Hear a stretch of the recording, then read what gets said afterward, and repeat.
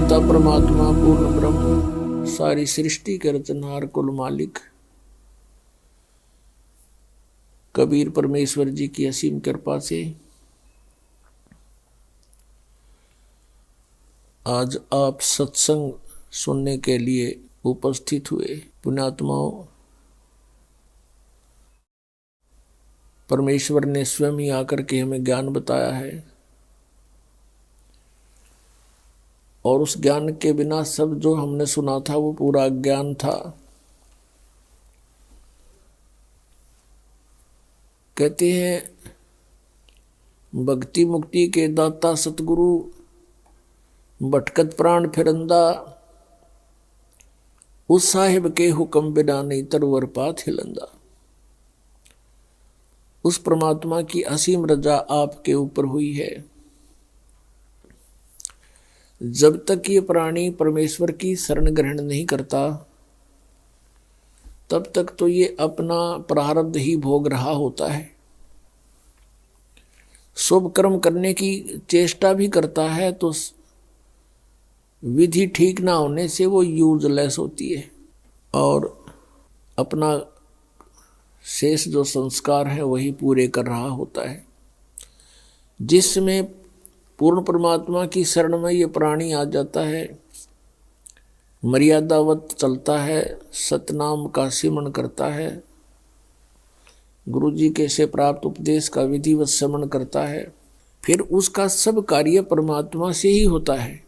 तो आज हमने जैसे आप जी ने कोई पावर का कनेक्शन ले लिया बिजली का, तो उसी के हिसाब से आपने सारे चेंज कर लिए। चक्की भी बिजली वाली ले ली, पशुओं का जो चारा काटने वाली मशीन भी बिजली से चलेगी, हैंड पंप भी बिजली से और आटा पीसन की चक्की भी बिजली से। तो फिर आपका सारा कार्य पावर से ही हो रहा है। तो ऐसे ही जब आपको ये कनेक्शन मिल जाता है तो आपके सब क्रियाएं बदल जाती हैं। परमात्मा का कनेक्शन जब आपको प्राप्त हो जाता है, शरण मिल जाती है, तो आपके सभी कार्य उस परमात्मा की पावर से ही होते हैं। या कहते हैं भक्ति मुक्ति के दाता सतगुरु भटकत प्राणी फिरंदा, उस साहिब के हुक्म बिना नहीं तरवर पात हिलंदा।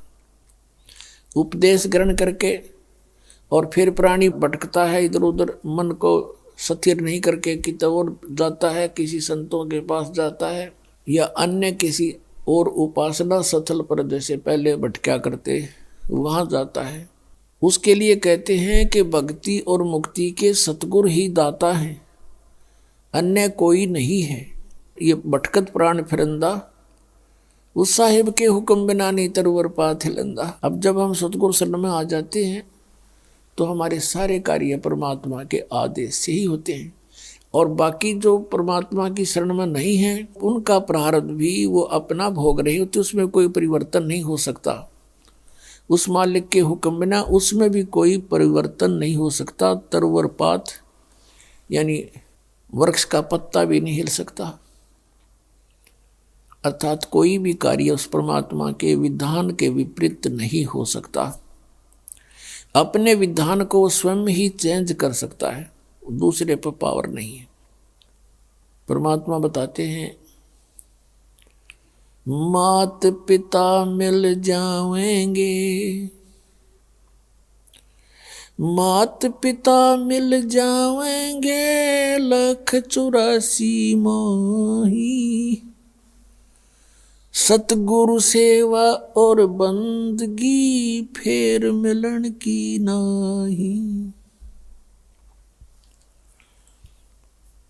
सत्संग की आधी घड़ी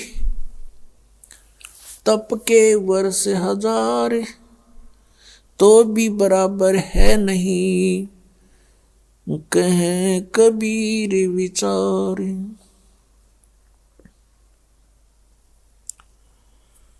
परमात्मा हमें याद दिलाते हैं कि तुम मनुष्य जीवन प्राप्त करके परमात्मा की प्राप्ति के लिए कोशिश करते हो।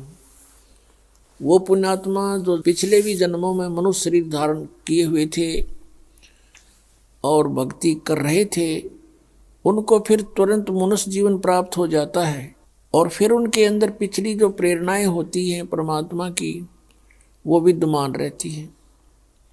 वो उसका अपना संस्कार है, वो कहाँ जन्मा है। जैसे पवित्र हिंदू धर्म में जन्म हुआ तो उसको